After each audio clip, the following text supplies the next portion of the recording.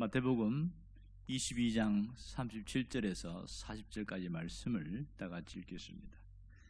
예수께서 이르시되 내 마음을 다하고 목숨을 다하고 뜻을 다하여 주 너의 하나님을 사랑하라 하셨으니 이것이 크고 첫째 되는 계명이요 둘째는 그와 같으니 내 이웃을 내 자신같이 사랑하라 하셨으니 이 두 계명이 온 율법과 선지자의 강령이니라. 아멘. 오늘 본문은 마태복음 22장 1절에서 46절까지를 포함하고 있습니다. 계속해서 마태복음을 매일 아침마다 한 장씩 이렇게 보고 있는데, 오늘 여기에서는 4개의 사건과 하나의 비유 이렇게 나오고 있습니다. 지난 앞에 21장의 악한 농부의 비유에 이어서 오늘은 22장에서는 혼인잔치의 비유가 나오고 있습니다. 특별히 여기에서 몇 가지 문제를 다루고 있는데, 22장은 예수님이 예루살렘에 들어가신 이후 화요일 날 있어진 일입니다. 자, 성경 복음서에 보면 그 예수님이 마지막 한 주간 있었던 사건이 가장 많이, 특히 성경에서 한 3분의 1 정도가 할애되고 있는데, 우리가 말하면 주일날 예루살렘에 입성하셨죠. 낙에 타고 가셔서 그때 가서 제일 먼저 한 게 뭐예요? 성전 청결 사건입니다. 확 뒤집었죠. 성전에 막 팔고 있는 것들. 그다음 오면서 무화과나무를 저주하고, 그렇게 해서 그 다음 보니까 무화과나무가 말라있고 뭐 이런 얘기하고. 자, 그러면서 지금 예수님과 논쟁이 계속 벌어지고 있는데, 오늘은 화요일 날 있어진 사건으로 지금 이 성전에서 뒤집고 하는 것 때문에 이 바리새인들과 서기관들, 제사장들이 굉장히 화가 많이 났어요. 네가 뭔데 이렇게 함부로 하느냐 이러거죠. 자, 그래서 어떻게 하면 예수님에게 올무를 놓을까, 그 생각을 가지고 꼼짝 못하는 몇 가지 문제를 들고 들어왔습니다. 그것이 뭐냐면, 첫 번째는 세금 문제였어요. 지금 모든 이스라엘 백성들이 성전세를 내거든요. 그리고 다른 세도 내는데, 로마의 지배를 받다 보니까 로마에서 뭐라고 그러냐면, 너희들 우리를 위해서 세금을 내라. 그래서 세리들이 있잖아요. 세리들은 세금을 거두어 가지고 로마에다 갖다 주는데, 이 세리들이 예를 들어서 1,000원을 거두라 이러면 한 막 5,000원, 6,000원 거두는 거예요. 그러니까 얼마나 살기가 힘들겠습니까? 이런 상황에 오다 보니까 로마의 세금을 내야 되느냐 말아야 되느냐, 이걸 들고 온 거예요. 굉장히 예민한 문제거든요.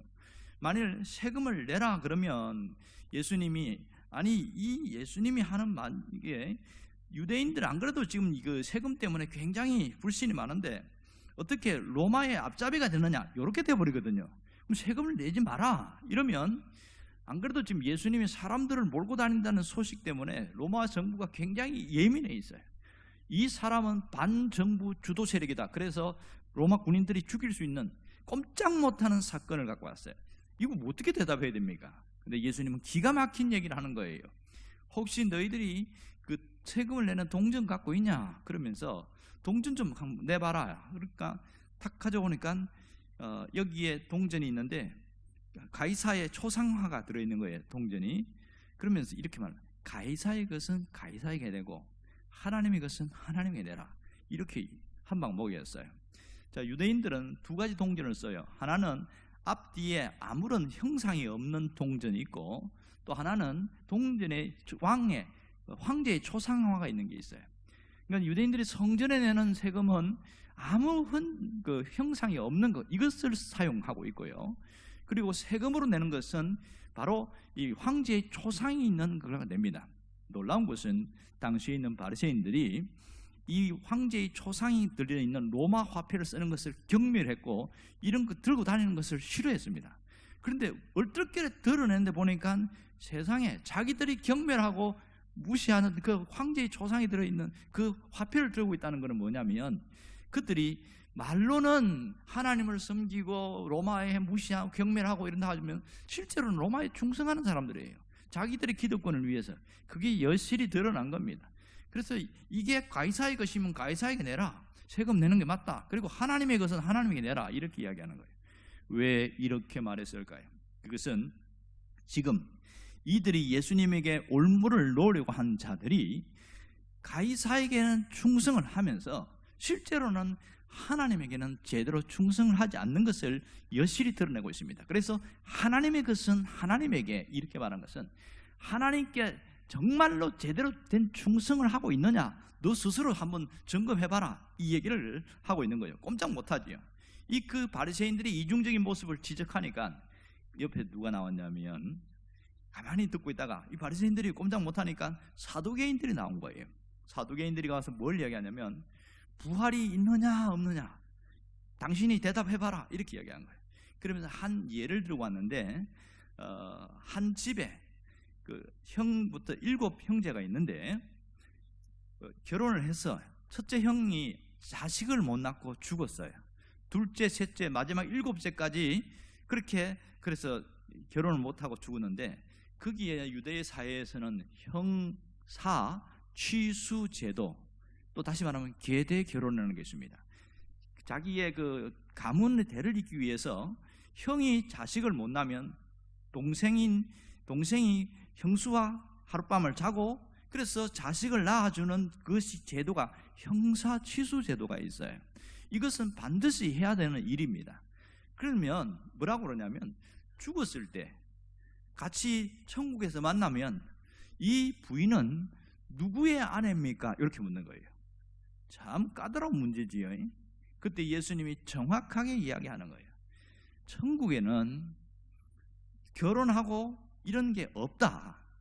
거기서는 하나님의 나라고 함께 살기는 하지만 누구의 아내고 누구의 남편이고 이런 자체가 없다, 이러면서 정확하게 이야기합니다.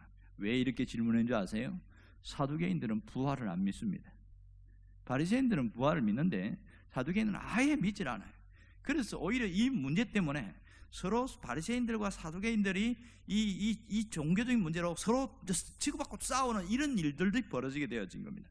그만큼 여기서 부활의 핵심은 뭐냐면 영생입니다. 부활. 그래서 하나님이 살아계시고 하나님의 통치가 있고 하나님의 자녀들이 하나님과 함께 있는 그 영생이 핵심이란 말이에요. 그랬더니 이래도 안 되고 저래도 안 되네, 아주 성경에 능통한 율법사 한 명이 성경에 있는 계명을 들고 딱 이야기하는 거예요. 선생님, 어느 계명이 더 큽니까? 큰 계명이 무엇입니까? 이렇게 묻는 거예요. 아무도 그런 질문을 한 사람이 없거든요.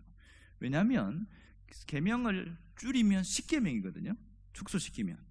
넓히면 모세 5경이 전체가 계명이고, 그 계명에는 무엇이 크고 무엇이 작고 없어 똑같아요. 계명은 10계명만 봐도 첫째부터 마지막 10번째까지 동등하단 말이에요.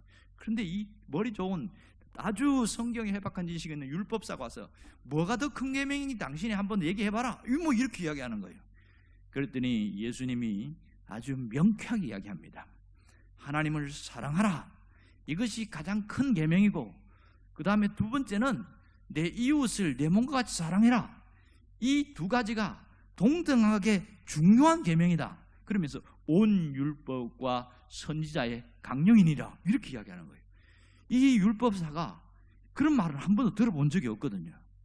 하나님을 사랑하는 얘기는 신명기 6장에 보면 잘 나와 있는데, 이웃을 사랑하는 4개 나와 있단 말이에요. 이 성경 모세오경에 있는 것을 탁 추격해가지고 한마디로 툭 던지니까 바리새인이 꼼짝을 못하는 거예요, 이 율법사가 말이에요. 왜냐하면 그들은 하나님을 사랑한다고 하면서 이웃을 무시하고 멸시하고 함부로 취급했거든요. 성경에는 분명히 하나님을 사랑하고 또 이웃도 동시에 사랑하는 것을 강조했는데도 불구하고 그들은 자기 입맛대로 잣대로 그렇게 해서, 너 정말 하나님을 사랑하느냐? 그런데 왜 이웃에 대해서 함부로 무시하고 멸시하느냐? 너는 잘못 믿고 있는 거다, 이렇게 쿡 찔러버린 거예요. 꼼짝 못하게 됐습니다. 이때 예수님이 한 방에 반격을 하셨습니다. 그게 뭐냐면, 그리스도가 다윗의 자손이 맞느냐 안 맞느냐, 이걸 물은 거예요. 시편 110편에 보면 성경 구절을 딱 인용을 해서, 이 110편에 보면 그리스도가 다윗의 자손 왔다고 하는데, 다윗은 그리스도를 주라고 그렇게 말을 했다. 근데 너희들은 어떻게 생각하냐? 이렇게 물었어요. 굉장히 애매하지요. 자, 다윗의 자손으로 메시아가 온다고 하면, 그러면 이게 메시아는 다윗의 조상이 되어지고, 그리고 다윗을 섬겨야 되는데 오히려 다윗이 메시아를 주님이다, 이렇게 나의 주님이십니다 이렇게 고백했는데, 그러면 이 족보가 잘못된 거 아니냐 이러니까 할 말이 없어진 거예요. 성경을 갖고 들어와서 이야기하는데 할 말이 없는 거예요. 그래서 아무 말도 못하고 있으니까 예수님이 정확하게 이야기합니다. 너희들이 성경을 잘못 알고 있다. 메시아는 다윗이 말한 대로 주님이 맞다. 그리스도가 다윗이 말한 대로 주가 맞다. 그 메시아가 족보라는 하나의 과정을 통해서 왔을 뿐이지 그것이 진짜 너희들이 고대한 메시아 맞다. 그러면서 내가 메시아다 이 얘기를 한 거예요. 깜짝 놀랐지요. 어떻게 성경을 가지고 이야기하니까 꼼짝 못하는데 속으로는 화가 나는 게 무화가 나오는 거예요. 네가 무슨 메시아라고 말을 아무도 못하는 겁니다. 그러나 여기에서 자신이 메시아인 것을 정확하게 드러냅니다. 자, 그러면 이 바리새인들과 종교 지도자 서기관들 논쟁 속에서 예수님이 하고 싶은 얘기가 뭘까요? 신앙에는 진짜와 가짜가 있다 이 얘기를 하고 싶은 거예요. 진짜와 가짜가 있는데 너희들은 정말 진짜인지 가짜인지 스스로 한번 돌아봐라 그 얘기를 하고 있습니다. 그러면서 하나 말씀하신 게 뭐냐면 제일 앞에 나오는 혼인잔치 비유입니다. 혼인잔치 비유 보면 어떤 임금이 잔치를 배설했는데 종들을 보내서 초청장을 보냈어요. 그랬더니 난 바빠서 못하고요, 장가 가서 못하고요, 밭에 일하러 가서 못 갑니다 이렇게 하는 거예요. 그랬더니 다른 또 보냈어요. 그랬더니 이 종들을 때려 죽였어요. 너무너무 화가 난 임금이 그 죽인 자들 누구냐 하고 싹 쓸어버렸다 그렇게 얘기하면서 다시 종들을 보냈는데 아무나 데려와라 이렇게 해서 이 혼인잔치 왔어요. 그런데 가만히 보니까 잔치에 오면 항상 기본이 뭐냐면 우리가 결혼식 갈 때 깨끗한 정복을 입고 가듯이 양복 입고 하잖아. 여자들은 한복 입든지 옛날에 그랬는데 예복이 있단 말이에요. 그런데 한 명이 예복을 안 입고 온 거예요. 그래서 너는 왜 예복을 안 입고 왔냐? 이 사람 왜 예복 안 입고 왔을까요? 뭐 그냥 아무나 오라고 그랬으니까 뭐 대충 가도 되겠지 이러고 안 입고 온 거예요. 그런데 이 혼인잔치 비유가 뭐냐면 천국에 대한 비유다. 예수님이 정확하게 이야기했어요. 무슨 말입니까? 천국은 혼인잔치와 같은 곳이다. 그런데 예복이 없는 자들은 절대로 들어올 수 없다 이거거든요. 그럼 여기서 말하는 예복이 무엇일까요? 여기서 말하는 예복은 예수 그리스도의 옷이고 보혈의 옷입니다. 천국은 예수 그리스도의 보혈에 대한 옷, 그 신앙 고백이 없는 자는 절대로 들어갈 수 없다 이 얘기를 하고 있는 겁니다. 왜 이 종교 지도자들에게 이런 얘기를 할까요? 너희들은 말로는 성경을 외우고 성경을 믿는다고 말하는데 진짜 믿는 거 맞느냐는 걸 물어봐요. 신앙에는 진짜와 가짜가 있다. 이것을 다시 한번 강하게 이야기하고 있는 겁니다. 그러면서 이 예복 이야기하고 혼인잔치 이야기하는 것은 내가 그리스도고 내가 메시아인 것을 너희들은 알고 있느냐 이 얘기를 하고 있습니다. 오늘 하나님 우리에게 주신 메시지가 뭘까요? 사람은 외모로 판단하지만 하나님은 외모로 판단하지 않는다는 사실입니다. 사람은 외모를 보고 그 사람이 신앙이 좋으냐 안 좋으냐 진짜냐 가짜냐 구분하지만 하나님은 그 사람의 내면을 통해서 진짜인지 가짜인지를 구분합니다. 우리가 진짜는 누구를 말하는 거예요? 신앙 고백이 분명한 사람을 진짜라고 말합니다. 제대로 된 신앙, 이것을 성경에는 알곡신자 이렇게 말합니다. 가짜를 뭐라고 그래요? 쭉정이 신자 이렇게 말합니다. 교회 안에는 똑같이 믿는 것처럼 보이지만 진짜가 있고 가짜가 있습니다. 그래서 늘 반복하지만 똑같은 설교를 듣고도 가짜가 있다는 것이 안타까운 사실이죠. 우리가 말씀을 듣고 우리를 돌아봐야 되는데 내가 신앙 고백이 분명하냐? 그러면 내가 살아가는 삶에서 신앙 고백이 분명한 것을 드러내야 되는데 그게 뭐냐? 순종입니다. 말씀에 대한 순종, 그것이 신앙 고백으로 드러나야 내가 신앙이 진짜라는 것이 증명이 되어집니다. 오늘 우리가 어떻게 살아야 될까요? 순종의 사람으로 살아가라. 이것이 주님의 메시지입니다. 순종의 사람으로 살아가라. 순종의 사람은 세상 사람들이 가는 길로 가지 않고 하나님이 가라고 하는 십자가의 길을 묵묵히 걸어가는 자입니다. 좁은 문 좁은 길로 걸어가는 자입니다. 여러분들이 이런 제대로 된 신앙으로 신앙을 고백하고 그런 믿음 위에 내 신앙을 증명하는 그런 진짜 신앙이 되길 주의 이름으로 축원합니다. 기도하겠습니다. 우리 가운데 함께 하시고 역사하신 하나님께 감사를 드립니다. 오늘 이 다양한 사건과 비유를 통해서 내가 믿는 신앙에 대해서 다시 한번 돌아보게 하시고 내가 어떻게 살아야 되는가를 깨닫게 하심을 믿습니다. 오늘 우리가 진실한 신앙인으로 살아가도록 역사하여 주옵소서. 예수님의 이름으로 기도합니다. 아멘.